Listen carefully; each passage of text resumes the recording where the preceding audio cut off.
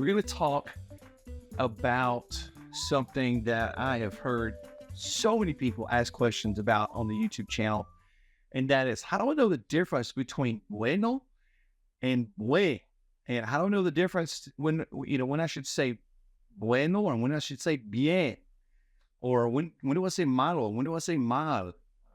We're going to clarify all that in this lesson. Let you go a little deeper. We've heard most of these words on the YouTube channel, but here we go deeper. So let's start out by talking about the word bien. It's an adverb, we know. It means, a lot of people think this means good, but it actually means well. Okay, so somebody in Spanish says to you, ¿cómo estás? How you doing?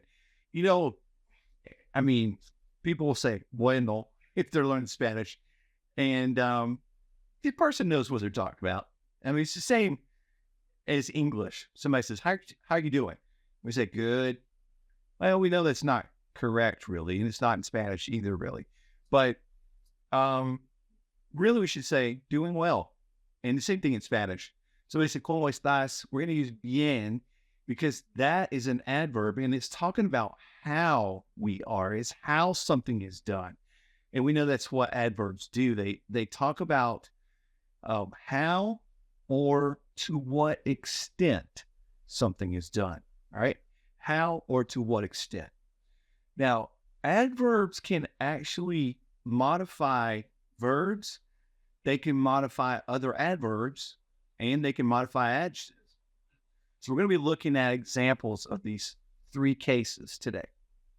So first of all, let's look at describing a verb, an adverb describing a verb.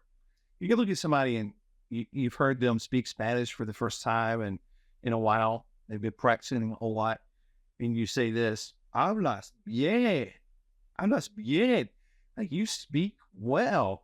Okay, so we're talking about how that verb is done. We speak well. All right, so that's an example of an adverb modifying a verb. And so we would use bien in that context. We really wouldn't say bueno because that's an adjective describing something, not a verb, really. All right. What about when it's describing another adverb? We could say, hablas bien rápido. Hablas bien rápido. Okay, so you speak very quickly, quite quickly. And so we know this is one of those that kind of stands alone on its own.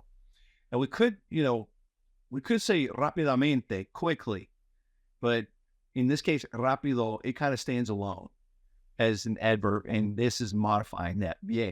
All right, now, let's look at the verb, or not the verb, the adjective bueno. We talked about bueno. Something is good, and we want to say that. That's an adjective as long as we're using it as an adjective. It works. Here's an example. The food is good. La comida es buena. Okay, see there, the adjective is describing the noun. That's really what adjectives are doing. So la comida es buena. It works. That's when we could say buena or bueno if it was something masculine. Okay, so the big question is, how do I know when to change bueno and make it buen? All right.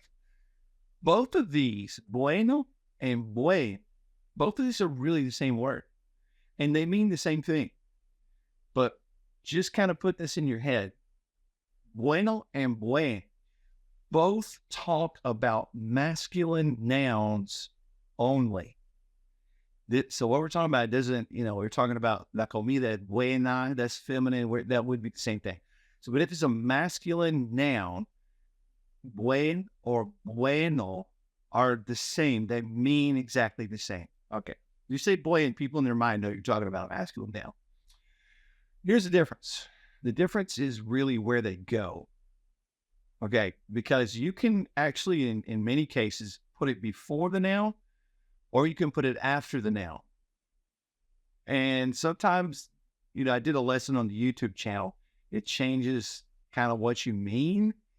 Like if you put nuevo in front of a noun, it means a little bit something different than after a noun. One is, something is new to me. The other one's brand new.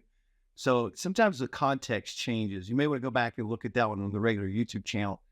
But bueno and buen, if it goes before that noun, if it's a masculine noun, we're going to make it buen. If it goes after, we're going to leave it bueno. Okay, so here are two examples. We're going to say, he's a good boy. This is a good example a lot of people use. He's a good boy. Es un chico bueno. So here it is after. So we're going to make it bueno, just normal. But now if we move it before, we would change it to es un buen chico. Es un buen chico. So now we're going to change it to just buen. So it's really that simple, friends. If it goes in front and it's masculine, then you want to make sure it is, you take it off and make it buen. It goes after, make it bueno. You do the same thing for mal and malo. So that's kind of the general rule of thumb. All right. Well, I hope this has helped you go a little bit deeper with using some of these. And I hope you can bring this into your Spanish, your conversations. And I'll see you on the next lesson. Thanks again for being a supporter. We do appreciate you. And until I see you on the next one, I wish for you and your family and friends, paz y bendiciones, peace and blessings. Hasta pronto.